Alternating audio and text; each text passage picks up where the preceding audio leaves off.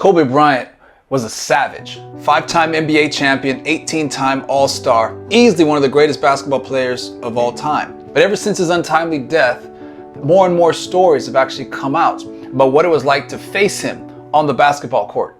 I guarded Kobe in the Garden, which I can't remember how much he had, but I know I had multiple steals against him, to where in the game, in my head, all I'm thinking of is when I have this conversation with my brother after the game, how I'm going to tell him how I stole a ball from Kobe, how I stripped Kobe before he was finna take a shot, how I drove by Kobe and got a dunk. Like, I'm thinking about all these things in my head. I'm like so geek. The fourth quarter starts. And Kobe said, "You had a great game." Oh my God. But I'm looking like, it's 12 minutes. What you talking about? Like, what was that? You know what I'm saying? Like, you ain't said nothing the whole game. I've been talking shit. I done stole the ball. I'm hyped as hell. It's Kobe Bryant. He ain't said not one word to me. The man come down. You remember he came shot fake, threw it off the glass, caught it, threw it to the corner. I'm like, bro, what you on? Brought upon Tebow the way he's living his life, is the way he wants to live his. Here's Bryant off the board to himself, back to Powell, scores! What a play! Kobe Bryant to Powell. Like, bro, you been regular all game. Shot, get to the spot, shot fake, spin, pivot over here, spin back on the foot, drop it off the glass. I'm like, bro, what's going on? And then he pulled up from like 35 feet on some Steph Curry shit before Steph was doing that. He pulled up and laced it. I'm like, they called a timeout. Dan Tony looking at me. I'm like, bro, I ain't. Now, when it comes to his place in history, he's easily one of the greatest basketball players of all time. But if we focus just on his work ethic, it's quite possible that he's the hardest working athlete we've ever seen. Mentality is a really simple one in the sense that the confidence comes from preparation. You know, so when the game's on the line, I'm not asking myself to do something that I haven't done thousands of times before, right? So when I prepare, I know what I'm capable of doing, I know what I'm comfortable doing, and I know what I'm not comfortable doing. Right? And so in those moments, if it looks like I'm ice cold or not nervous, it's because I've done it thousands of times before. So what's one more time? Now, Tim Grover is actually his personal trainer, and he has an interesting perspective on Kobe because he actually trained Michael Jordan as well as Kobe Bryant. Both of them extremely, extremely intense. With Michael, I could get him to stop. He knew when enough was enough. He's like, you know, this is what I need. My hardest transition with Kobe was getting him to stop. It was like, all right, your body needs time to recover. We got to stop doing this. You're actually working out you're working out too much. All right, we cannot shoot 1,000 shots today. We got to cut that in half.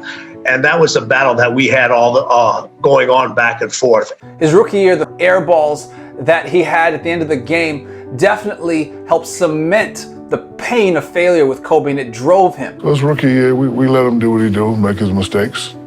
But the defining moment in his greatness was we were playing Utah. Nobody wanted to take the last shots. I'm not taking the last shot, shooting 40% from the free throw line. Y'all ain't gonna be talking about me. It's Shaq lost the game. So he takes 3 shots to air balls. If you can remember, and I hope you can show this clip, I was the one that grabbed him and said, hey man, don't worry about it. One day people gonna fear you.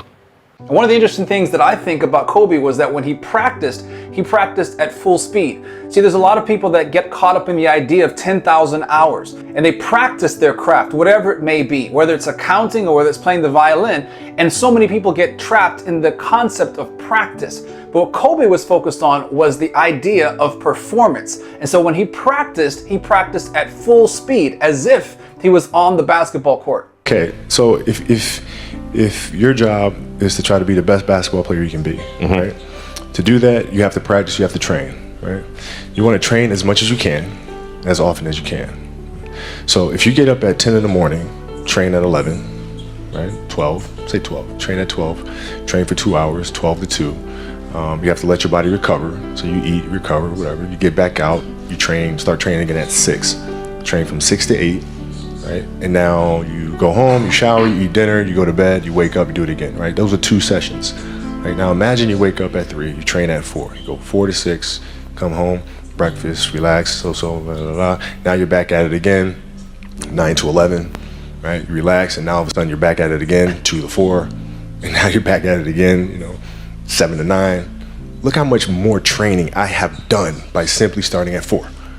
Right? And so now you do that, and as the years go on, the separation that you have with your competitors and your peers just grows larger and larger and larger and larger and larger. And by year 5 or 6, doesn't matter what kind of work they do in the summer, they're never going to catch up because they're 5 years behind.